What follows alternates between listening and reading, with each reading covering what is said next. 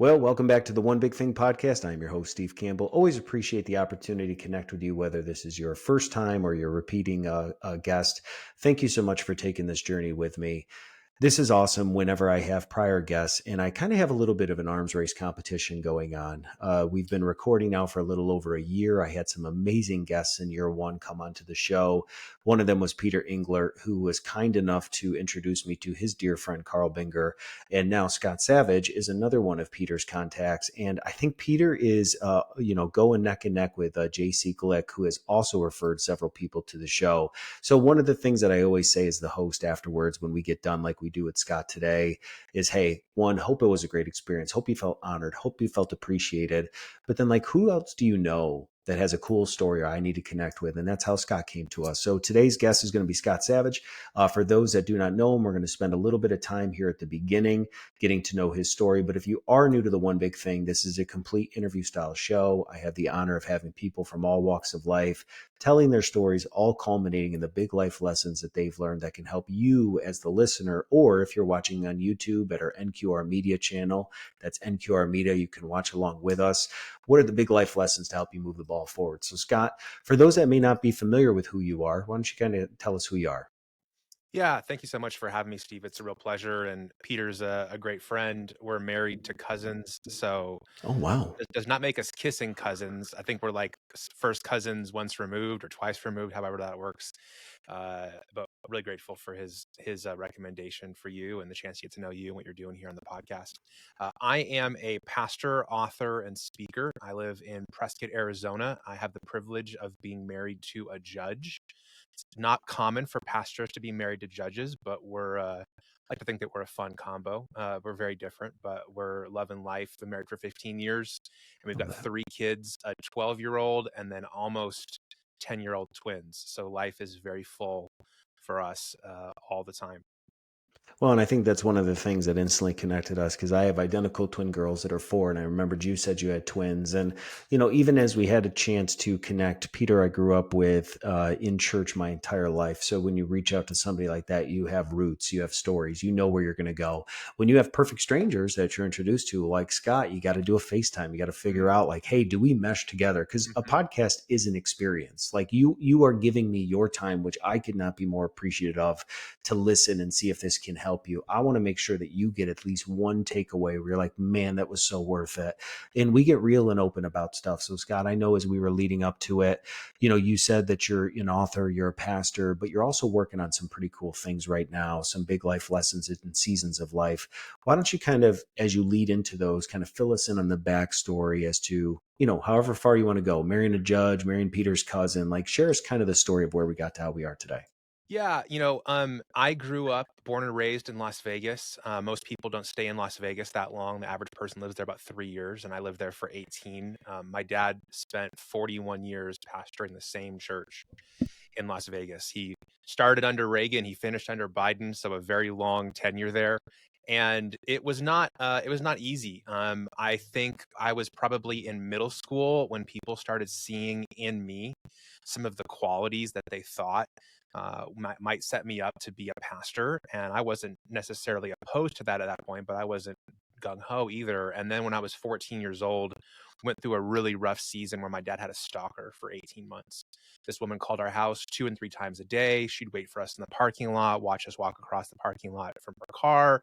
She would send bizarre, letters to people in the church trying to insinuate that her and my dad were having an affair. It just made our lives really, really miserable. On top of it, her name was Joy.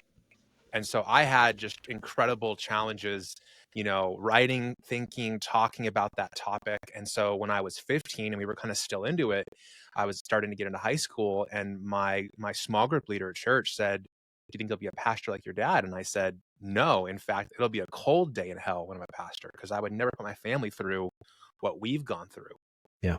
And so it was a journey for me to get to this calling of pastor, speaker, author, because I was kind of running the opposite direction.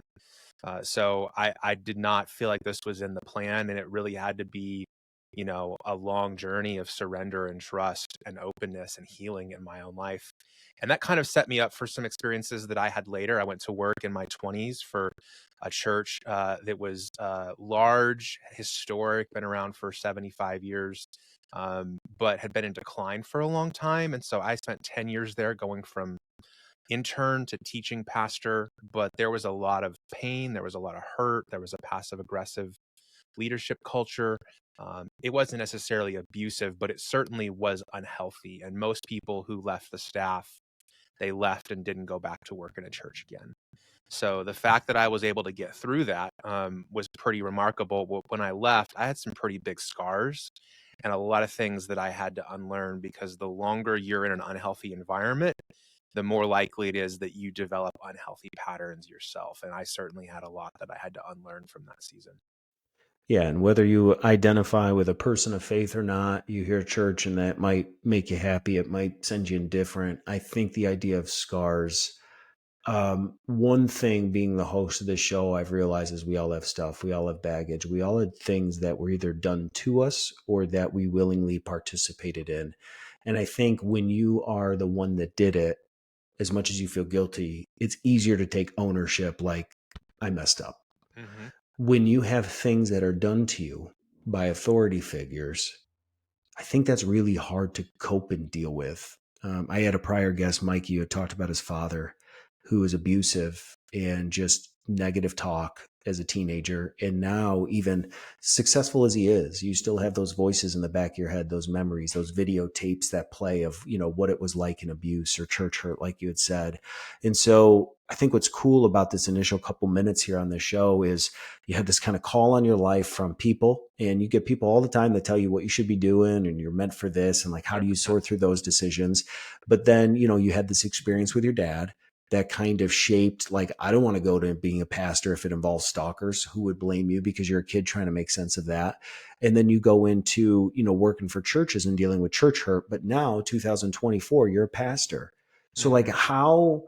how did you make sense of the scars, the disappointments, and all of that to get you to being on stage, speaking life to people, when so much of your initial story was, I don't want to say confrontation, but friction along the way that no one would have behooved you as an individual for not going down that path? So like, just keep filling in more of the story as to how we got through some of those things and where we are today. Yeah, I mean, I've heard multiple people say this, so this is not my language, so please don't quote me on it, but it's not your fault when you get hurt. So it Mm. wasn't like I did something to deserve having a dad being stalked by this crazy lady in the church. It wasn't like I did something to deserve a leader who was constantly undermining me or threatened by me being who I was. So it wasn't my fault that I got hurt or I had that baggage, but it did become my responsibility to pursue healing. And so that's what began to happen in the 2010s. I went through burnout, and that was the beginning of the realization of, hey, like, I've got to start owning my own patterns. I have a lot of agency to set my schedule, to choose what I say yes and what I say no to, the pace at which I live, the expectations that I embrace from others. In that same season, I started, doing my own research on forgiveness, because I realized I had a lot that I needed to forgive. And I was leading in many ways out of cynicism and anger and bitterness, and not out of more life-giving places. And so, not long after I left that church in Phoenix, went through a season of panic attacks and anxiety that led me into therapy for the first time. And so I am where I am today because eventually I started taking responsibility for my own healing and my own health, and what I was bringing to the table in response to the things that I did not have a choice with. And that's why, the grace of God and the deep, deep work and 7 years in therapy that I've done to get to this place where I can still lead from a life-giving place and not be, hopefully, somebody who's a toxic leader. Let's take a quick break to hear a word from your sponsor. This episode is brought to you by Seed Planning Group. If you're looking for a life-giving experience working with a financial planner, then Seed is here for you. Seed is a fee-only financial planning firm with a fiduciary obligation to put your best interests first. If your goal is financial freedom and independence without sales, products, or really glorified salespeople, then check out Seed Planning Group today. You can visit www.seedpg.com That's www.seedpg.com. And the best part, you can schedule a free consultation to find out if their fee-only planners and their process are right for you. Yeah, and I think one of the things that you just mentioned is a word that we don't hear too often in 2024, which is this idea of forgiveness. It's foreign to many people. Folks, this is when you actually make a conscious sacrificial effort to forgive somebody for something done to you. So counterintuitive to culture today that says be you, do you, and if somebody doesn't align with you, cast them away and just isolate yourself or surround yourself with people that believe and support what you do. Well, you don't always get the opportunity to learn, and forgiveness is one of the keys that can bridge that gap. But as you were talking about leading, you also talked about bitterness. I'm thinking about all those people out there, whether they're parents, workers, behind pulpits, that like, what is fueling what you are doing on stage? Because you can be full of bitterness and still fake it on stage and become off as charismatic. So like in your world and when you lead spiritually, like how do you begin to identify maybe the source of your own heart and what is leading it, and then even begin to like diagnose or heal that? Yeah, one of the things I've had to discover is that, like you mentioned, there's always something fueling us. And certain things that fuel us burn clean, and certain things that fuel us burn dirty. Hmm. And so what I found is that a lot of times that chip on your shoulder, that bitterness, proving that person wrong, doing it quote unquote differently, that can be a very strong motivation. And I think in the beginning, it can lead to some incredibly powerful work. But over time, we don't want to just be a reaction against something, or we don't want to just say our vision for our family or our business or our leadership is merely just, I'm not that. Hmm. And so I realized at a certain point, like I needed a bigger vision than I was just not like my former leader. I needed a bigger vision that I was like not that culture that I used to be a part of, and I do things differently. I needed a larger vision, and what I realized over time was that the anger and bitterness and cynicism that were fueling me were having unintended consequences, not just in me and on me, but on people around me. There was a man who came to me in my mid 20s when I really was dealing with some bitterness and cynicism, and he said, "Scott, where's the hope?" Michael said, I've had 5 friends commit suicide this year, and I myself have battled suicidal ideation. When I come on Sundays, I need hope, and you are really good, Scott, at poking holes in everything that's wrong and broken, and none of what you say is untrue. But I come not looking for the problem. I come looking for the solution. I come looking for hope. And I realized that he was looking for me to give something that I couldn't give if I continued to stay fueled by anger and bitterness and cynicism. And so forgiveness is completely countercultural, and it's incredibly costly. What you're doing is you're saying, hey, I'm going to pay the price to forgive this debt rather than continuing to try to get that person to pay for what they did. But when you pay that price and you say, hey, this stops with me, what happens is you find yourself having an opportunity to step into freedom and to begin to lead and love and care for others and make your dent in the world from a much more life-giving place where you then can actually help people and offer them real genuine hope at a time when it seems like that is an increasingly short supply.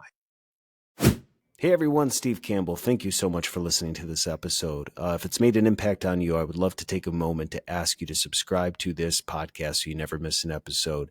But I would also love for you to leave a 5-star rating and review.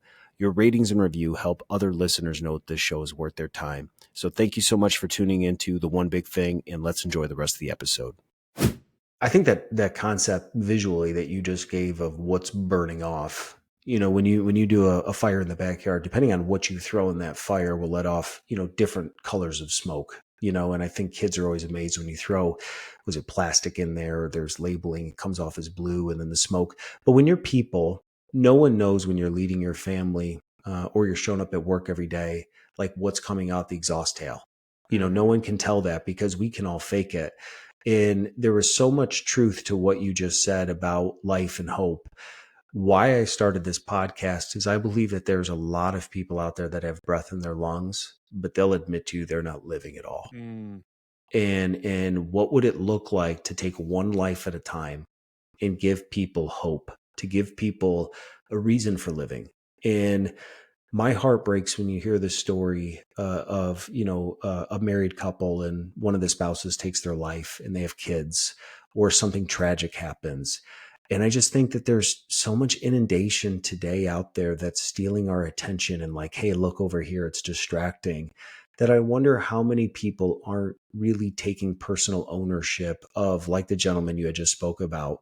Like, are you bringing hope? Are you showing up and not giving hope at the sake of masking truth and Mm-hmm. wanting to make everybody feel good, but using that truth and grace that we would say as believers following Jesus? There's truth and then there's grace. Operating between those two, I think, is very challenging for us. So you get to be a pastor, you get to write books, you get to be an author. Like, that's what you do. Like, I'm Steve representing a business. So you're expected to be at church, you, Scott, and preach, and like people know where you stand. I am somebody in the marketplace that has to live out my faith while also having the conscious awareness of my company's beliefs and values and the fact that people don't necessarily all believe what I believe. So if you are going to encourage in your, spiritual role, individuals that are coming to hear you on Sundays, receiving from you ways to empower their life, ways to serve the Lord, or just empower their communities, whatever you believe, like, how do you begin to coach or challenge people that aren't in a pulpit, like how to live it out in a world that is so divisive and it's so controversial and it's so politicized? Like, how do you encourage the everyday person that's out there to live the core values of what you believe in? Yeah, I mean, I would just challenge people that I think if you are a business owner, you are a leader, there's people you're responsible for, and you're not in a quote spiritual setting.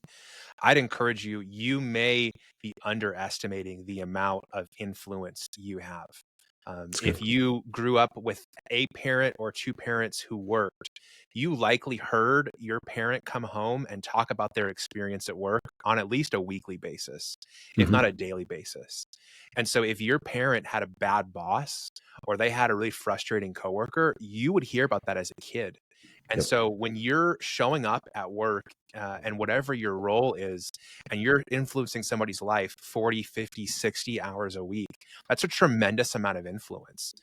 At best, my people attend twice a month, my average attenders. So I get like an hour and a half with them every month. Like you get that by 9:30 on Monday morning. And so, like, you have a tremendous opportunity by the way that you show up, by the way that you lead, by the culture you create, by the values that you put into that environment, and how your company, how your organization, how your office does what it does. You have a tremendous opportunity to influence those people. You don't have to have a fish on the back of your car. You don't have to wear a WWJD bracelet. You don't need to have a Bible open on your desk. I'm not saying any of those things are inherently bad in and of themselves, but you don't have to do that to show up at work shaped by your beliefs and your values and live them out. And I just would say you have no idea the impact you can have on someone just by how you treat them, how you do your job, the way that you speak, the way that you respond. And that is what engenders both the opportunity to be more verbal in sharing your faith, but it's also people really remember. Maya Angelou was very famous for saying people don't remember, what you said. They remember how you made them feel. And Yeah. and we all remember bosses, leaders, companies that left us feeling valued and uplifted, and we have ones that felt like they were just sucking the value out of us. And so I'd encourage you, you need to not underestimate how much of an impact you can have in that workplace. Yeah, and I think maybe the challenge that a lot of us face is, even in your story so far, you talked about the stalker through church. Like, how does that exist? You talked about leaders in church that made, undermining. I think what's hard is we're all, many of us are trying to live out our faith, but we've had experiences within church and other people of faith that either sour or throw us off to, like, this doesn't line up with what I believe, but we're all humans and we all fall short. If you want to rock that bracelet at work and you want to have the fish on your car, I guess then the challenge to you is like, are you showing up on time? Are you getting work done? Hmm. Because you can preach and you can say you believe in all these things, but if you are not doing the things that represent what you are saying, then you could be souring somebody's feel for, Hmm. Christians or believers. Yeah. And I know I can see it on the wall, and I knew a little bit this about your story, that you've worked with some professional athletes. And Yeah. so you have individuals that go into an everyday job, then you have larger than life influential athletes that are playing a game, but they have a platform. Like, what has your experience been dealing with NFL players and individuals that are using sports or football? Like, how do you even begin to mentor and come alongside, people that, I guess the way I would say it is, Tyrann Mathieu puts on a helmet, puts on a jersey, and plays football. You preach. Like, there's obviously a difference between what you guys do, but he values what you are. Like, how do you begin to draw bridges with individuals that have different occupations and different callings, but maybe the same underlying like purpose behind it? Yeah, I mean, I think it goes back to what you said earlier, Steve. Like it really is consistency. Hmm. It's living with integrity. It isn't just preaching one thing, talking about Jesus, and then delivering a poor product. It's saying, hey, like being a quote unquote Christian plumber is being really good at plumbing. Yeah. Like nobody really cares what you believe if they have a leaky pipe.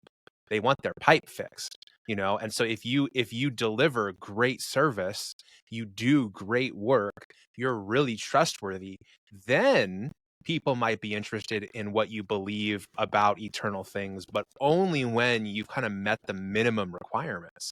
And so I see the same thing with my friends who play in the league. For them, it's going to work. Like they talk about it like I'm going to the office. Their office is a football field. Their work, a lot of it happens. We see it on Sundays, but many, many hours outside of Sundays.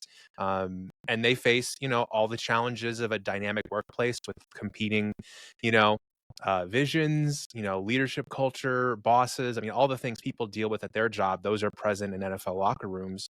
And then you just add on top of it that there's a lot of money, there's a lot of competing voices, and they're trying to figure out how to be who they feel called to be and navigate an environment where trust is super important.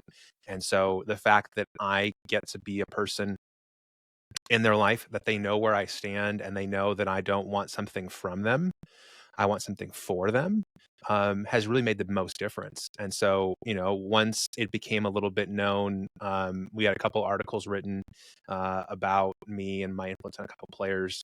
People started reaching out and saying, "Hey, can you get them to do this and them to do that?" And I said, "No." I Yeah. said, because the influence I want to have in their life is that they never have to think twice about my presence in their life. And man, does Scott want something from me, or does he just want something for me? And so that to me has been my commitment from day one. And so, I've never asked for them to pay to fly me out to a game. I've never asked them to invest in a business venture. I've never asked for a loan, because I'm in their life, for them, to help them and serve them. And I think that same mentality is something that we can all bring, because everybody has trust issues. Everybody is looking over their shoulder to go, hey, what's your agenda? What's your angle here? And I just would encourage people, when people know that you want something for them more than you want something from them, you have a real opportunity to make an impact. Well, there's so much there, even in what you just said, because I think sometimes the greatest frustrations we have are missed expectations. And I don't know, like, if we all take inventory of why people are in our life and what the value or the level of the relationship is, because you are definitely going to have people, your spouse, that you're extremely close with. You have sisters, brothers, whether it's spiritual or by blood, that you're extremely close with. You have acquaintances, you have people that you've kind of connected through LinkedIn over the years. But do we always understand the nature of what that relationship is, but also what it's not? And I wonder if a lot of our frustrations come from misdiagnosing, Scott, what we are, right? Mm-hmm. Because if I know you're connected to these people, like, am I just using our relationship, or am I valuing you as a person and the past hurts that you've had and the experiences you've went through to say, man, every time I talk with him, he makes my life better. And I just know that there's a lot of people that, through COVID and through life, as you deal with them, and it's, you talking about frustrations or things that they've gone through. a lot of it stems from like relationships in past hurts and experiences that people have gone through, and just like learning to work through that. And I know that like you've been working on a number of things, some books, some resources to help people. Do you want to talk about kind of what you're working on today? Because it sounds like it's a culmination of all the things that you've went through, but I know that there is, some information that you've been working on that I think would be very cool for you to go into what that's been. Yeah, I mean, I really feel like my kind of lane is that I help people who are in difficult circumstances reimagine those circumstances into places that they can thrive. I think often when we look at a moment that is difficult, a challenging situation, whether that's at home, whether that's at work, whether that's inside ourselves, some sort of mental, emotional, spiritual thing, we very quickly label those things in ways that aren't helpful. And you mentioned expectations. So much of the relationship stuff that I deal with people in my church on comes from unstated, unagreed on, unmet expectations. And so if you can get clear on expectations, it improves so much relationship stuff. But also, if you can address the way that you've labeled situations, Yeah. and you can possibly pull the label off and then put a new label on, it also changes your expectations and you can shift your expectations. And so what I found as a pastor, and I've spent my career working with people of 4 or 5 generations from Gen Z all the way back to boomers, what I have found when I hear people's life stories, those difficult, challenging seasons are the stories they always include in their life story. Yep. Rarely does somebody tell me their life story and it is all about promotions, bonuses, awards, and vacations. Most people's life stories are a series of difficult, challenging circumstances that shaped them into the people they are, into the families they have, that opened up the opportunities for the career that they had. And so what I believe is that the most difficult situations in your life can become the things that both shape you and propel you. And so I love to provide resources to help people along that line. And so last summer, I released a product called the Start Over Guide. Research shows that on average, people go through a life crisis every 18 months. And in life, we go through about 5 or 6 major life crises. Those would be like the death of a parent, the loss of a job, the shift of a career, perhaps a challenging child and a parenting situation, bankruptcy, those larger ones. But as you go through those life crises, what those provide an opportunity to do is start over, to kind of make changes.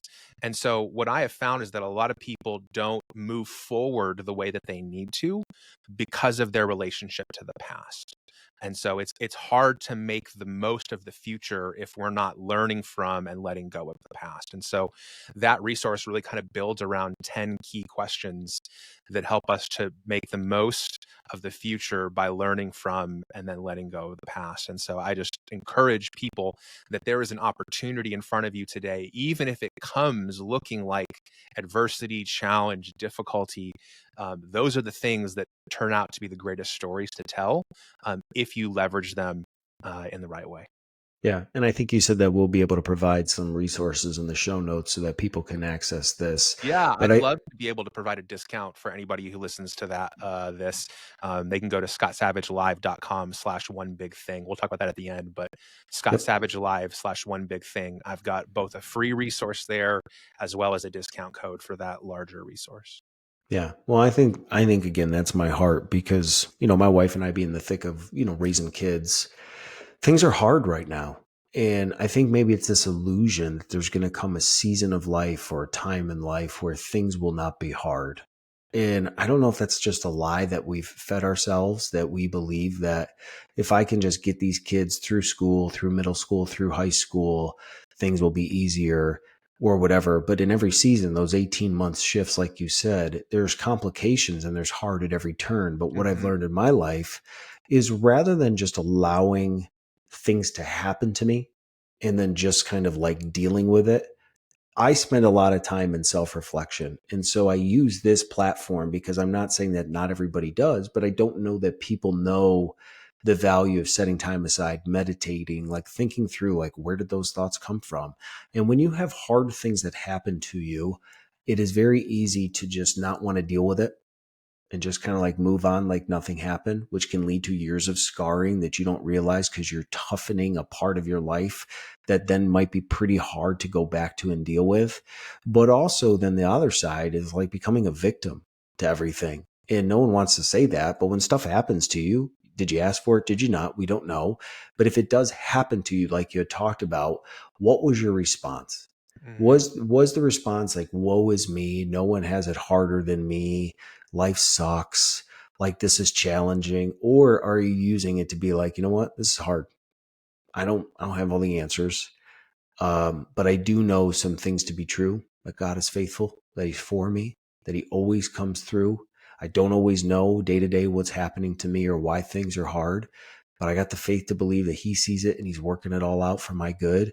Like those are easy things to say when life is going well, and the worship song said it.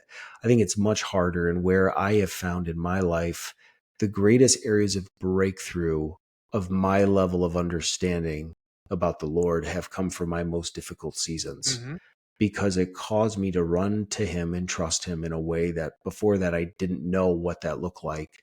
And so as you worked through this book and you've gone through it, with individuals, what would be maybe the most revealing or common experiences of people that have worked through this since you've developed it? Well, I mean, I would say first, the most encouraging thing I think I could tell people is you have a 100% track record of surviving difficult things. Like you've made it. If you look at your past, you've 100% on the test that you've gone through. Now you might not have done them all the way you wanted to, but you got through them. And so like you're here today because you've gotten through 100% of the things that happened to you. So that you should be able to stand proud in that and puff your chest out a little bit, that you've made it. You're still here. What I have found with people that I've walked through the Start Over guide with is that people typically need help with one of two things. They either need help celebrating and looking at the good things that have happened, because many of us are not wired to celebrate. Steve, I'm sure a lot of people that listen are entrepreneurial, they're leaders, take the next hill, take the next thing. And so if you don't pause and celebrate the victories, what often happens is you miss out on the fuel, the clean burning fuel, to bring something back from earlier. Celebrating the victories is the clean burning fuel that motivates you to keep going. And Yeah. so often what happens is we just go next thing, next thing, next thing, next thing, next thing. And if we don't stop and kind of celebrate the victories, we don't realize how much progress we're actually making. On the other side, there are other people who need help with grieving. Hmm. And a lot of times and especially with men, when you see men who are angry, often what you have is a man who's unable to grieve. Yeah. Because anger is just that first level of the grief process. And so it's difficult to begin something new if you're still in the anger of what happened in the past. And I heard somebody once say, if the past is still affecting the present, it isn't the past. Wow. And so that other side, for some people, it's celebrating and going, hey, that wasn't all bad, or it's not all terrible. You're actually further than you thought. On the other side, it's like, hey, if you don't grieve those losses, you're going to continue to carry with you those unresolved things. And often that anger is going to come out. And though you can't see the color that it's burning, you can feel that when you're around somebody who has unresolved anger or ungrieved, losses. You will feel that if you are married to them, if you're in their home, if you work for them. People will be able to feel that. You can't see it, but it's a vibe. And so I often find that if people can move into one of those two things, it often unlocks the rest of the reflection that needs to happen. And then you can start talking about goals. Then you can start talking about dreams. Then you can start talking about gratitude if you can do one of those two things. So maybe the celebrating one might be easier for us to wrap our arms around, Yeah. doing something special. I think it's the grieving side. Like, what does that practically look like when you are go, go, go, and you got kids and you have a job, and like you want to grieve, but you also don't want people to feel bad for you? Is Mhm. grieving just You cry in the shower for an hour listening to, some sad song. Enya. Yeah, like what does that like actually look like grieving in Yeah. 2024? Because grieving to some people is going to Facebook and posting Yeah. sad Oh yeah. pictures and being Oh like, yeah. hey, Overshare. just, yeah, oversharing. So it's like you get that as an experience. So people are like, well, I don't want to do that. But then they're told like, well, you need time to grieve. Is it just we go sit in cemeteries and just, like what does grieving for somebody in their 30 and 40s that was dealt a bad hand, went through a bad experience, like what does grieving look like for somebody who's in the thick of, they can't get life to slow down to even Yeah. get a minute for Yeah. themselves? My friend Steve, not another Steve, he says that grieving is honoring what comes up when change shows up. Hmm. Grieving is honoring what comes up when change shows up.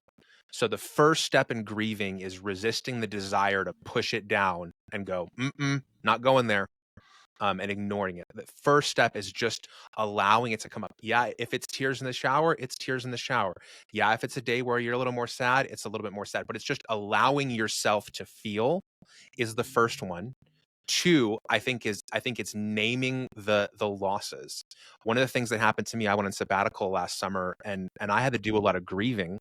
And part of what that was not spending the whole time, weeks and weeks and weeks, kind of, licking my wounds, but it was acknowledging, hey, I have a wound. There's that old Monty Python scene, it's just a flesh wound. And that line from Monty Python, that guy from the Holy Grail who keeps getting like limbs cut off, it's like no big deal, it's no big deal. Eventually, if you don't pay attention to the places where you've been cut and hurt and honor those and name those as losses, they're going to limit your ability to love your family, to lead others, to create value, to build a business or a venture. And so I think you have to honor those feelings. You got to name those things as losses, and then you have to work through the process of letting go and allowing those emotions to come out of you and go through it. And the body was designed to move through this process. Things come up, you honor it, you let it go through, and then you can move past it. What actually hurts us is when we push it down and don't let it come out. We can't actually go through it. So I think people, out of fear, think it's going to be more than it has to be. It might just be like, hey, that sucked, that really hurt. Okay, now that I've acknowledged that, I can move on. Or like, hey, this thing's coming up, I'm going to let it out, it's going to last 30 to 90 seconds. Okay, now I can move on. So I think more than anything else, it's just honoring what comes up and allowing yourself to feel that, and then move on to the next thing. For me, that's the first real stage for grieving for people who've never known how to do it. It's giving yourself the same freedom that you would give somebody else. Like if you're sitting across from somebody and they start like getting emotional and they go, I'm sorry, I'm sorry. And if you're their friend, you go, dude, why are you apologizing? Like Yeah. you're my person. Like if that's Right. what you need to be, like, dude, that's fine. Like let it out. So if we would say that to other people, Yep. allow ourselves to get that same gift that we would give somebody else. Be a friend to yourself the way you are to other people. And so honor what comes up and allow yourself to move through it. Some of us, we're far worse friends to ourselves than we are other people. And Yeah. so if you do that for others, do that for yourself. Well, I'm thinking about, again, I don't know if this is out of bounds or you're ready for this. I think what's hard is maybe the difference between, okay, so I'm not pushing it down, but I also really don't have a plan for dealing with it. So when you're married, your spouse is your best friend. You can spend every night once the kids go down, or if you don't have kids, just at nighttime, and they're dealing with it is unloading on you what bothers them.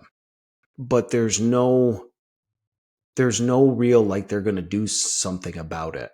And so where marriages can break down is when you're trying to figure your own self out. Mm-hmm. And then every night you're kind of carrying the burdens of someone else because of a hurt relationship in their life, a boss that spoke to them wrong.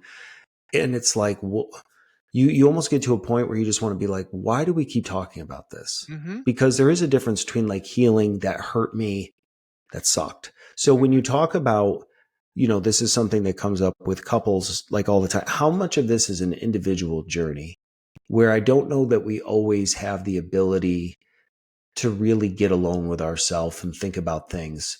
so we can do it communally. Like, how Yeah. much of this healing process is like me getting alone with a journal, a cup of coffee, and dealing with things versus like when to include my spouse? Like, when do I bring somebody else into this versus my own? Like, do you have any kind of strategies Yeah, around I mean, that? I would say, in my experience, couples who are aware of what each other is dealing with tend to be more on the healthy side. Couples that are living kind of separate lives, where they have separate finances and they have separate plans and there are things happening that the other person doesn't know about, that tends to not be the healthy path. So, like, Hmm. saying, hey, like, I'm dealing with some stuff, like, I think that's healthy. But I think it's also healthy to not expect your spouse to be the solution to every problem, Yep. and expecting your spouse to be the person who has to carry every one of your relational pieces. And so for me, like, this morning, like, I woke up, I wasn't feeling great. I had a couple of bad dreams last night. I was not in a good place. My wife got up and I said, hey, can you pray for me before today? Like, I need some encouragement. And on my Whoop tracker, like, you can watch like my pulse go down as my spouse is praying for me. Like, you can see a physiological impact from that happened this morning a few hours ago. At the same time, though, there's stuff that I'm going to unpack with my therapist, that I'm going to unpack with another friend, so that my wife doesn't have to carry all of that in addition to being my husband. So I think sometimes we put all of this burden on our spouse to be both all of our friend needs as well as our spouse, and we end up crushing them. And so I think there's a really helpful place to have a friend of the same gender, a therapist, to be able to work through some of those things with. But at the end of the day, your own healing is your responsibility. And so when your spouse is talking to you, one great question you can ask is, what are you looking for from me? What Yep. are you expecting from me in this moment? Are you expecting me to just listen? Are you expecting me to solve this in some way? And then when you get done with the conversation, it's like, hey, so what's the next step? Like, you've been able to kind of flesh this all out. You've been able to say all this. Okay, now what are you going to do?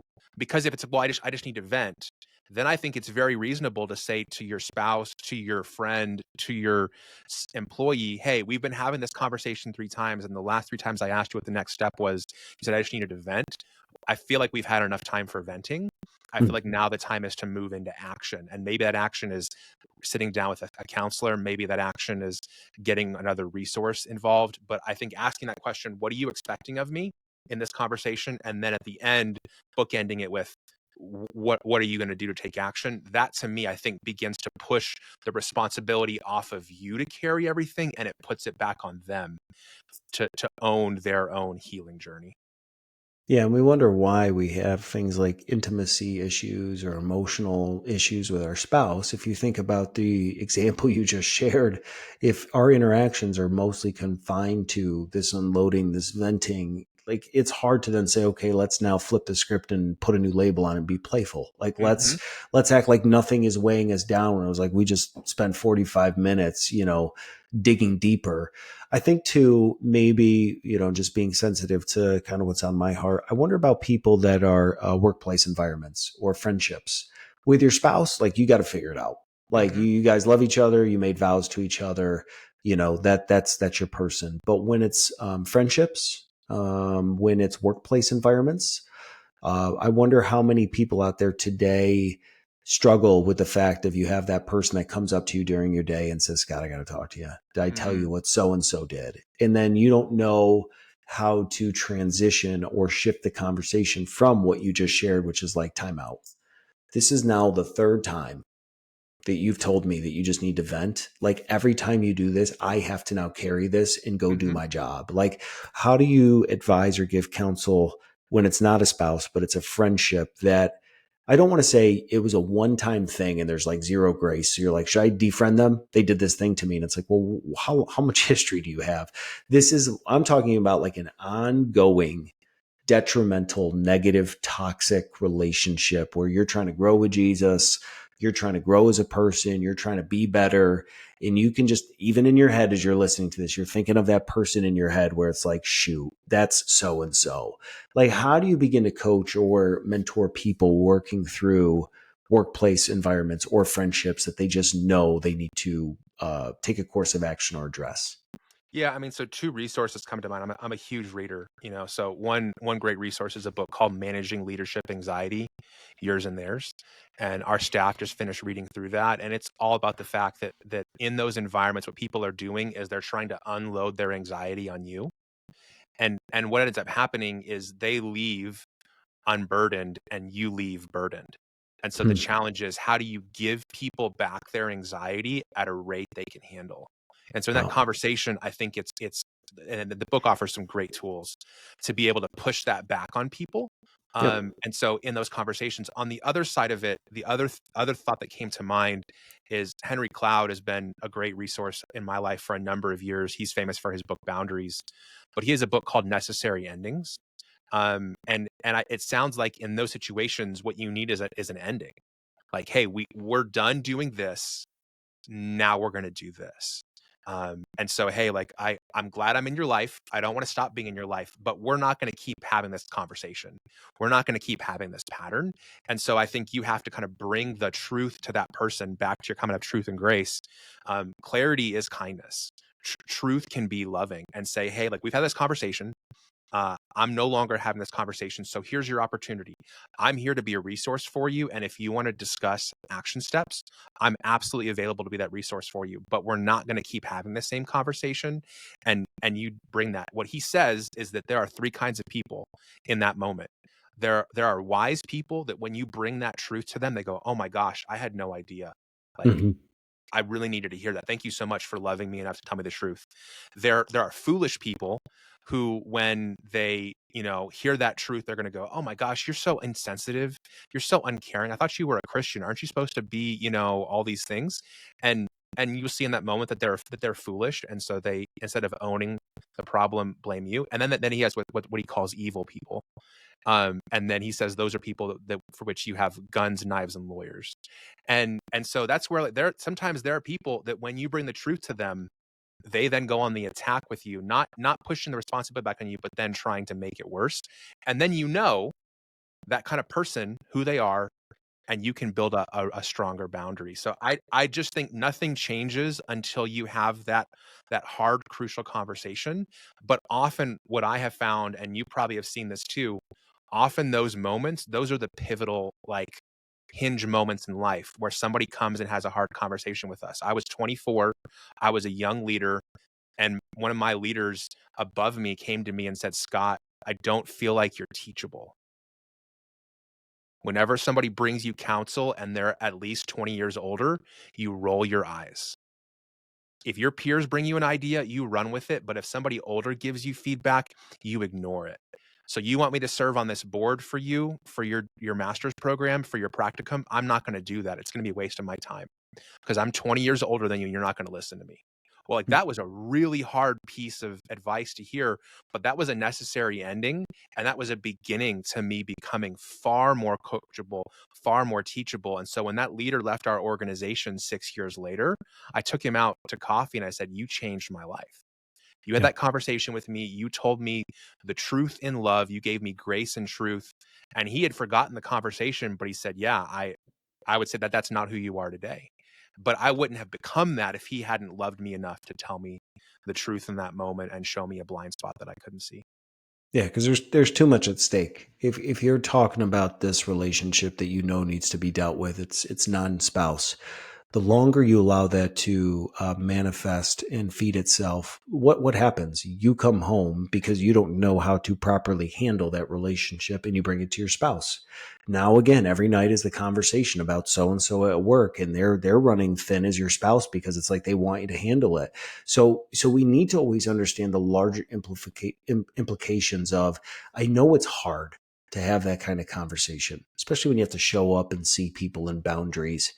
But if, like, what are you giving up on the back end, that exhaust that we talked about, because you're not willing to deal with that because it's hard? Do you want a marriage that ends in divorce, or a marriage that lacks intimacy, or you run short as a parent, patience wise, because of everything that's happening at work? Like, maybe we're responding to our kids in a way that we never thought because we're not handling something over here in a way that we know we should. Absolutely. And if that is the only thing you get from this podcast episode, is identify those things in your life right now there's a difference between like hard and just like you're not dealing with Yeah. something. Like hard is cancer. Like hard is like things that you didn't ask for. Like relationships that you know you should be addressing, they're hard, but you could also do something about it. Yeah. And I'm thinking about some of the things that you shared. There's kind of two frames of reference. There are people that have had things done to them, by individuals that you don't want that to become your identity. You lost your job, you had a hard conversation at 24, whatever it is. Like, did that thing then shape your identity for the rest of your life where you always look back as that wound? Or were you not the person where something happened to you, but you were a jerk a previous season of your life? Like you did things to other people that like now, how do you, both sides, grace and truth, you both deserve an opportunity to change. The person that's had things happen to them, don't stay there as a victim, but the person that maybe blew it or was a jerk or did things in a previous life, like you also have the ability to change. So like as you begin to coach that start over, I got to imagine that there are those people, the grieving and the celebrating, that fit kind of those two camps. Many of these listeners, things have happened to you, but you've also blown it. Like maybe one of getting out of things that have happened to you, we've kind of alluded to that. But what if you were the person that screwed it up? Like you made some bad decisions. How do you also give yourself grace and forgiveness to make up, during the rest of this time we have life? Like, how do you also coach somebody that's just made a lot of mistakes? Yeah, I mean, I think that there is hope that's present. As you were talking just now, I was reminded there's a guy named Jeff Henderson. He's an author and leadership coach, and he says the relationships you want are on the other side of the conversations you're unwilling to have. Hmm. And that can be a hard statement because you're like, oh gosh, I got to have that hard conversation. But don't forget the beginning, the relationships you want. Like there is good on the other side of this. And so I Yeah. think the part of it is you have to continue to hold out that vision and that hope for the future. If you're going to go through that hard thing, that's what's going to give you the drive and motivation to keep going. So I'd encourage you, you got to hold on to that hope. When it comes to the work that you're going to do to really forgive and give yourself grace, that's where for me it's impossible to divorce that from my faith.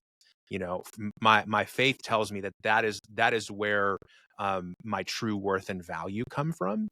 Hmm. And so one of my kind of heroes passed away last year, Tim Keller. He was a pastor in New York, and he said that the good news is that I am more broken than I realize, but I'm also more loved than I can comprehend. Hmm. And so I think sometimes when we're struggling to forgive ourselves, we hang out in the more broken side. We know that really, really well, and we Yep. hyper focus on that. Some people need to know that if they're a jerk or they think that they're God's gift to everything, they need to be humbled and go, "Hey, like, dude, like you got some issues. Like you're blowing blue smoke out the back." On the other side, a lot of us need to know that we're more loved than we can comprehend. And so for me, what I did is I began to put together a list of statements in the seasons when I was really healing and really feeling insecure. I put together a list of statements that I would read every single day that reminded me the truth of who God said I am. My wife had a professor in college, as I mentioned, she's a judge, and her professor had huge body image issues. And so he told the class one day that for a number of weeks, he would stand in front of his mirror naked, which wasn't the mind picture anybody wanted, but he would stand in front of his mirror naked, and he would repeat these 5 or 6 things about himself every single day. And what he said is over time, as I learned those things from memory, I began to believe those things.